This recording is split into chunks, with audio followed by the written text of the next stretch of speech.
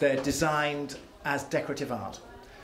But I'm playing a visual game based on the way we look at things and a degree of 20th century education. You know, Bauhaus in the 20th century taught us a certain formula for the way things are constructed, and I've used that along with other tricks of the eye to develop a way of looking.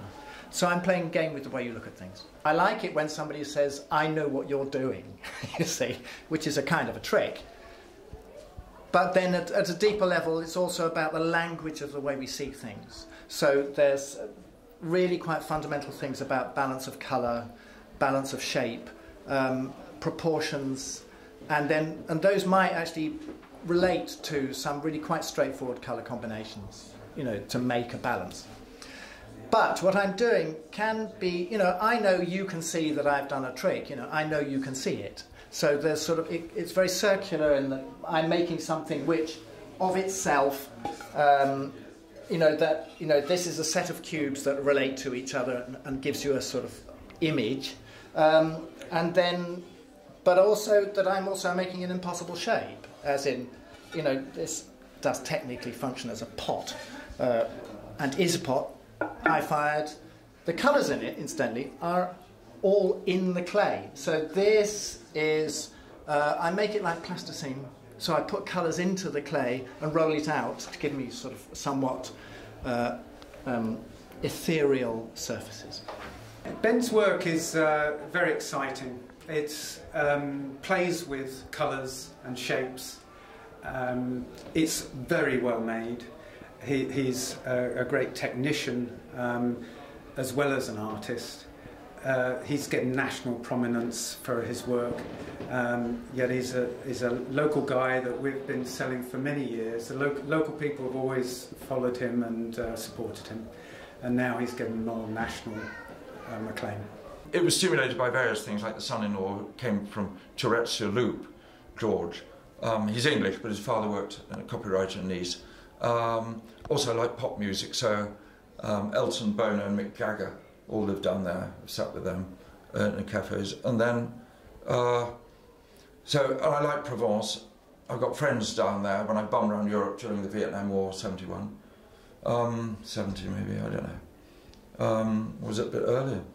But I was very struck by that. Now it's a bit crowded, hooting all the time. Yeah, I like the hill villages. This is a virgin piece of zinc. The good side is what you etch on. This side is covered with Fablon or something, because when it's covered in a ground, this is a grounded plate, same size, and I'm just starting to remove the wax. But basically, there's I haven't covered this with a stop up on it, but when you've got, if that was just put in the acid now and there was just black wax which is rolled on like that over in great heat, it's quite complicated. It's called a hard ground. You could put this in the acid for 25 years and nothing would bite, because you've got wax on the one side, Fablon on the other, and the edges are. But when you remove I'm going to remove a bit now. I sound like that celebrity cook, don't I? And you just do, when you remove the varnish, I'm doing some leaves on an olive tree, those then will be exposed to acid. The scraper board, just that's as far as you go with the scraper board. You do black and you get the white. But here you can go deep, you can make deep cuts, deep bites, like this plate, which I just inked 5 in the morning before I came here. That's an etched plate. That's an etched plate, and I've just inked one side of it to show you that, you know, can you hear the sort of noise? That's an etched plate, and if I want a faint line, I do put it in the acid for 10 seconds. If I want a deep one, I put it in for an hour. And it's all very easy. It is so easy etching. All you need is patience, and I don't have patience, but apparently it's been a good thing that I've been an impatient person doing a patient game. Piers came to me about a year ago with the idea of doing a show about this book.